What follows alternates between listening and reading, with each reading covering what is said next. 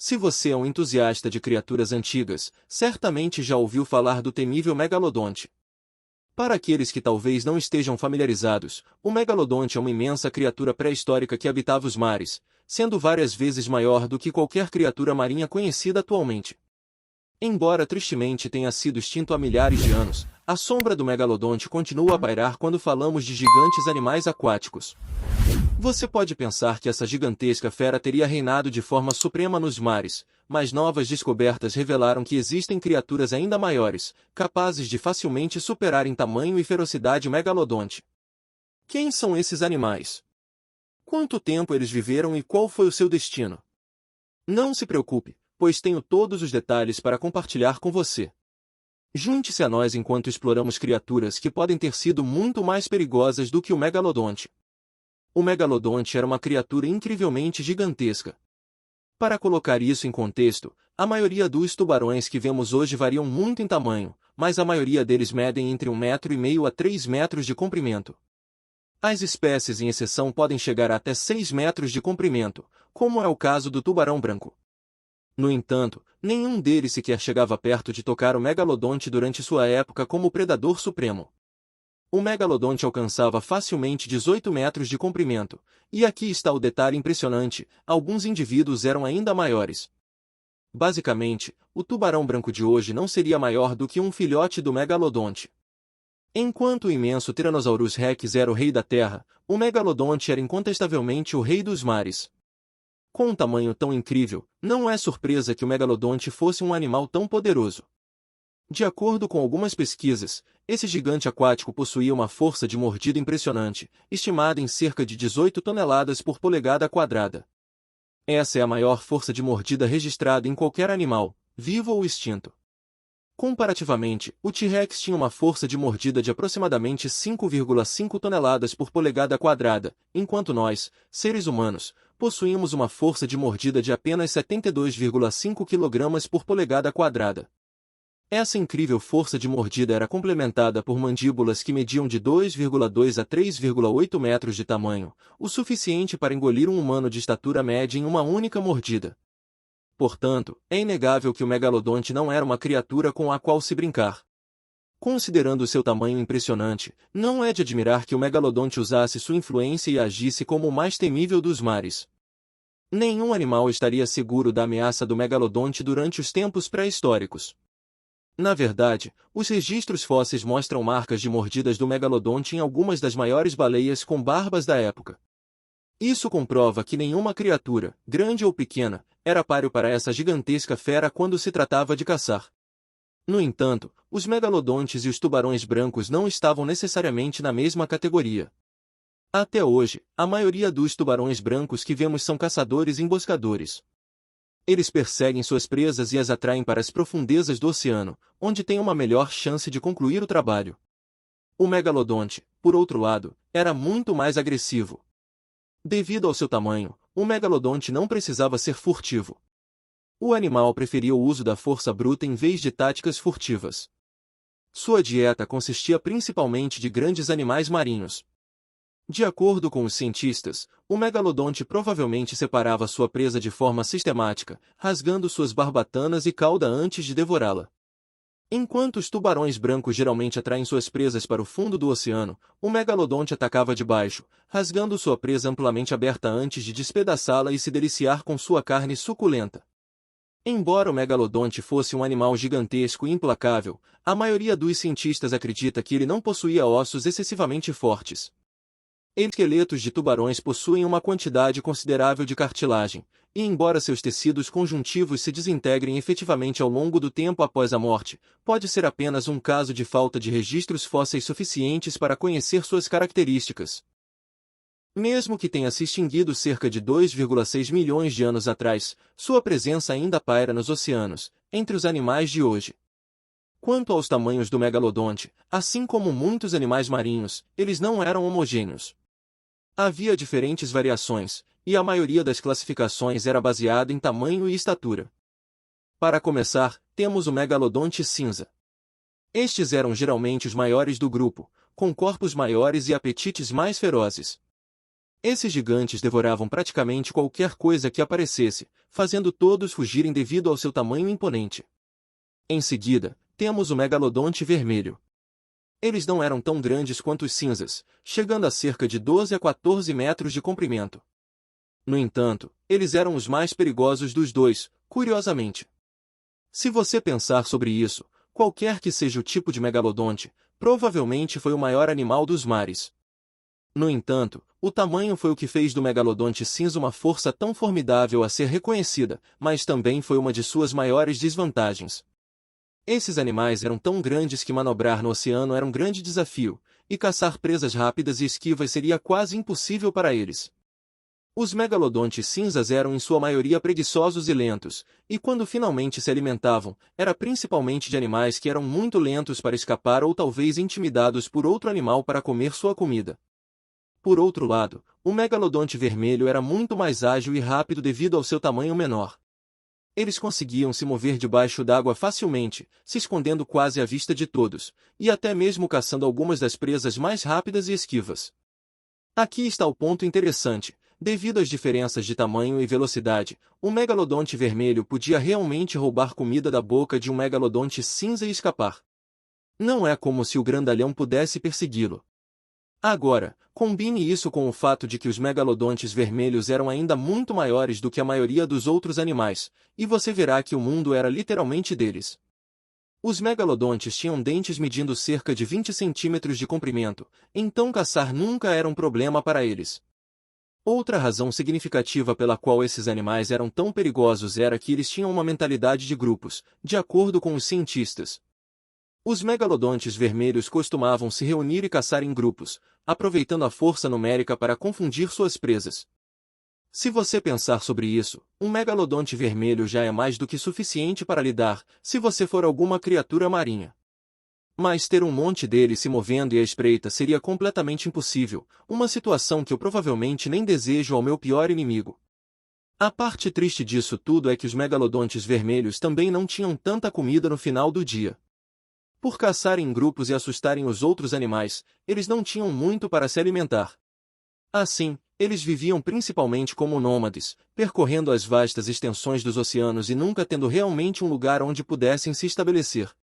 É seguro dizer que nenhum animal que habitava o oceano queria qualquer encontro com esses caras. O megalodonte era uma fera feroz, com uma incrível combinação de tamanho e força. Ele poderia facilmente despedaçar qualquer outro animal sem medo. E praticamente todos os animais eram presas para eles. Se você realmente fosse enfrentar qualquer um deles em igualdade de condições, é melhor você estar preparado. Isso era especialmente verdadeiro para o megalodonte vermelho. Apesar de não ser o maior do grupo, o megalodonte vermelho era uma ameaça nos oceanos e ainda era bastante grande. Mas também tinha a vantagem de ser muito mais rápido e mortal. Essa, juntamente com a propensão do animal de se mover em grupos e caçar em conjunto, significava que ninguém estava a salvo deles. No momento em que você visse um grupo de megalodontes vermelhos se movendo pela cena, seria melhor sair do caminho que está à sua frente, para não se tornar um alvo fácil e delicioso para eles. Mesmo que deva ter sido incrivelmente fascinante, é seguro dizer que estou feliz que os megalodontes não existam mais. Ter esses caras como parte do nosso mundo hoje em dia seria uma perspectiva assustadora. Imagina como seria a vida dos pescadores, teriam que estar sempre atentos a um possível ataque de um megalodonte. O sistema oceânico atualmente seria bastante desafiador de lidar de uma vez, considerando os grandes titãs do mar. Neste ponto, deve ter ficado bastante óbvio que o megalodonte era um dos mestres mais assustadores e incríveis do oceano. Você já viu uma lista que classifica os maiores e mais perigosos monstros marinhos de todos os tempos e não inclui o Leviatã, então você provavelmente deveria descartá-la. Esse animal era tão grande que alguns acreditavam que era o maior rival direto do megalodonte. Ambos viveram na mesma época e tinham tamanhos comparáveis, então você pode imaginar o quão explosivo seria um conflito entre eles. De qualquer forma, o Leviatã é geralmente considerado por muitos como o ancestral do popular cachalote. Esses animais viveram milhões de anos atrás e eram tão grandiosos quanto aterrorizantes. No entanto, para ser justo, não sabemos muito sobre essa criatura. Na verdade, o fóssil encontrado em 2008 mostrou apenas a cabeça, nada sobre o resto do corpo. Portanto, grande parte do que os cientistas sabem e teorizam sobre essa criatura vem de uma reconstrução baseada no consenso geral entre os cientistas. No entanto, há um consenso de que o Leviatã tinha um comprimento de cerca de 13,5 metros e um peso massivo de até 50 toneladas. Os dentes do maior já encontrados tinham cerca de 40 centímetros de comprimento, o que é o dobro do tamanho de um megalodonte. E dado que o Leviatã e o megalodonte viveram na mesma época, não há dúvida de que eles devem ter tido seus conflitos, especialmente quando se trata de competição por comida. Isso meio que nos faz questionar quem venceria em uma luta, caso as coisas se intensificassem. Quero dizer, com certeza os megalodontes eram mais agressivos e até caçavam em grupos para desmoralizar verdadeiramente qualquer presa. Mas, quando se trata dos ancestrais das baleias, há uma sensação de que o Leviatã era mais esperto e tinha um intelecto mais evoluído. E assim como seus descendentes, os cachalotes. Os leviatãs são conhecidos por terem desenvolvido algum tipo de colocalização que lhes permitia se comunicar e caçar.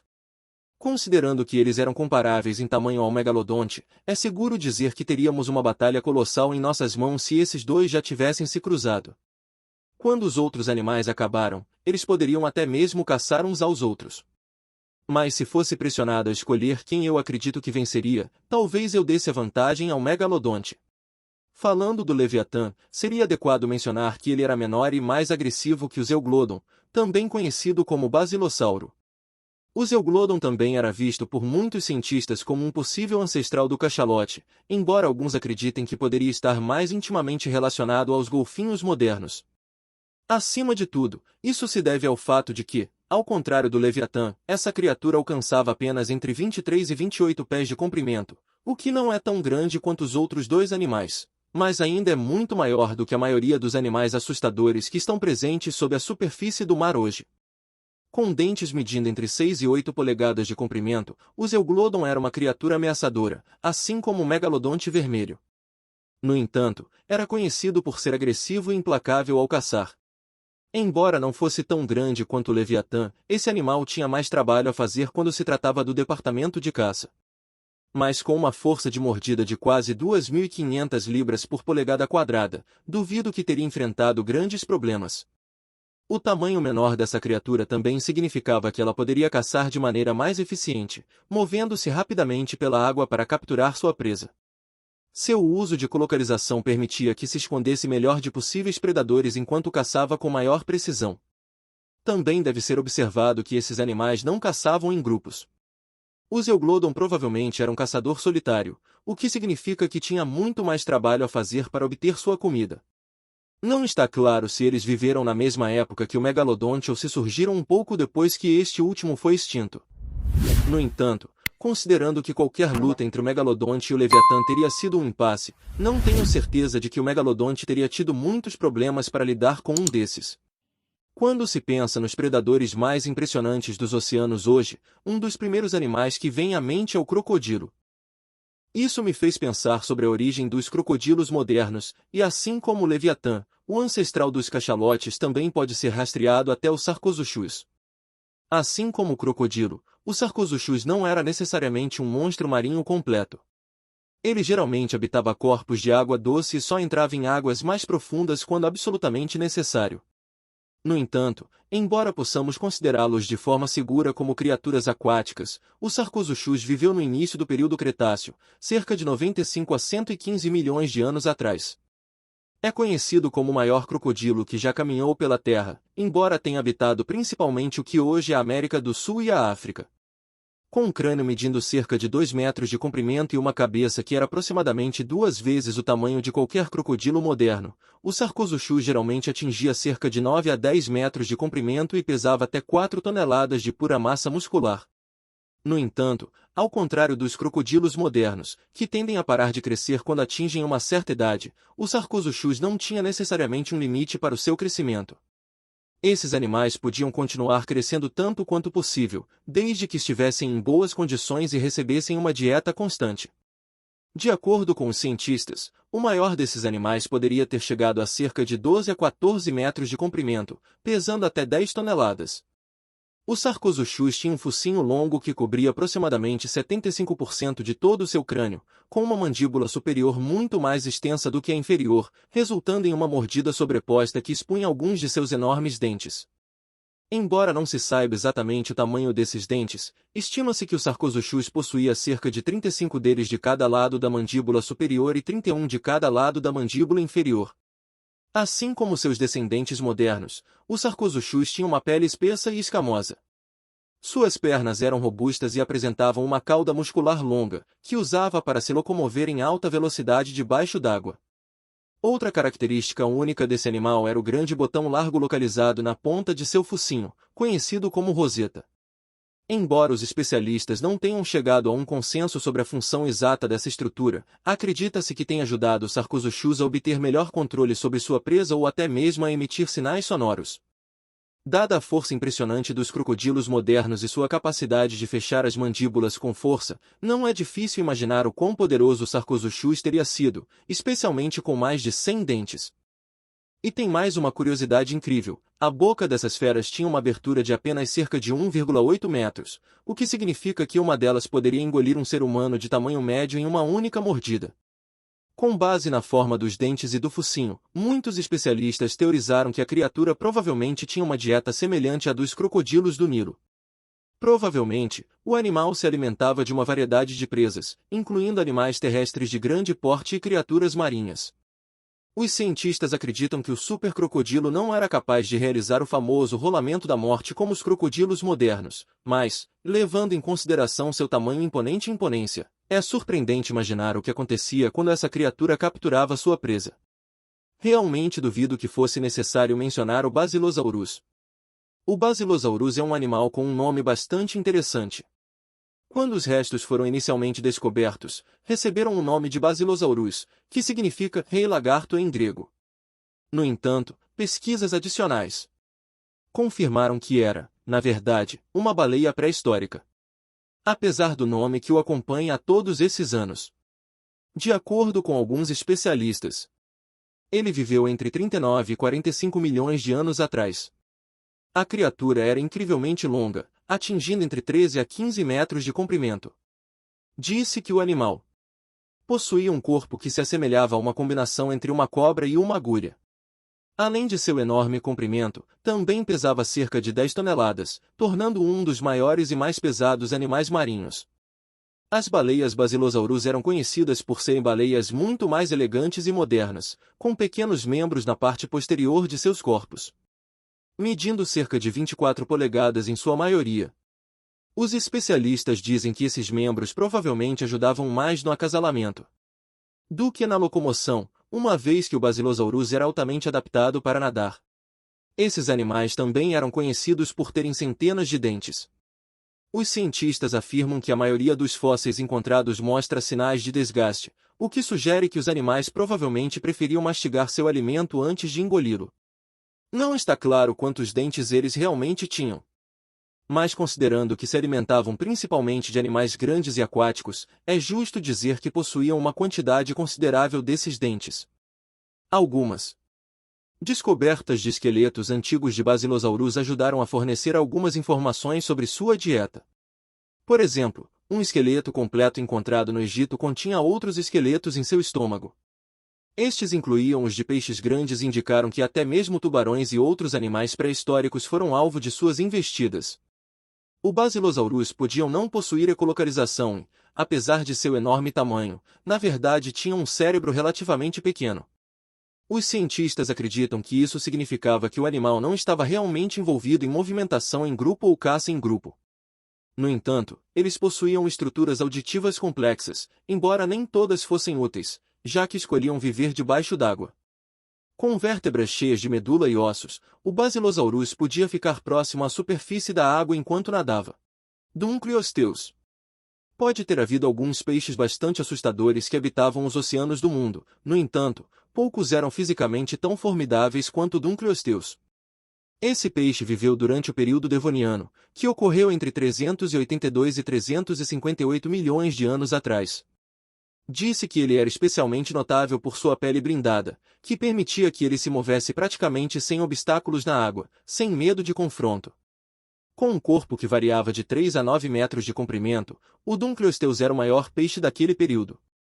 Apesar de quase não possuir dentes, ele comia praticamente tudo, inclusive outros peixes. Sua força de mordida era comparável à do Tiranossauro Rex, então ele não era uma criatura com a qual se brincava. Esse animal também tinha uma característica interessante, que era a estrutura óssea ao redor de sua cabeça e mandíbulas. Você poderia encontrar o que parecia ser placas blindadas. Embora fosse desprovido de dentes, essas placas atuavam como dentes artificiais, ajudando-o a agarrar a presa sempre que mordia. Outra descoberta sobre essa criatura era que ela tinha uma boca incrivelmente rápida, com a capacidade de abrir e fechar quase que instantaneamente.